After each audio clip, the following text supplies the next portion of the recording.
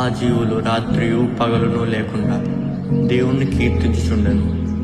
ఆ 20 పెద్దలు సింహాసనమునందు ఆసీనుడయుండు అని ఎదుట సాగిలపడి యుగయుగములో జీవించుతున్న వానికి నమస్కారం చేయుచు తమ కిరీటములను ఆ సింహాసనం ఎదుట వేసిరి.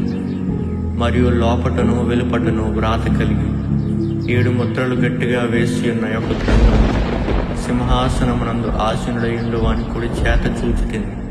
మరియు ఇలా బలిష్ఠుడైన యొక్క దేవదూత బిగ్గరగా ప్రచురించెను, దాని ముద్రలు తీసి ఆ గ్రంథము విప్పుటకు యోగ్యుడెవడెనని.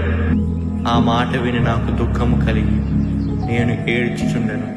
అయితే పరలోకమందు గాని భూమి మీద గాని భూమి క్రింద గాని ఆ గ్రంథము విప్పుటకైనను చూచుటకైనను ఎవనికి నీ శక్తి లేకపోయింది. ఆ గ్రంథము విప్పుటకైనను చూచుటకైనను యోగ్యుడెవడనూ కనబడనందున నేను బహుగా ఏడ్చుచుండగా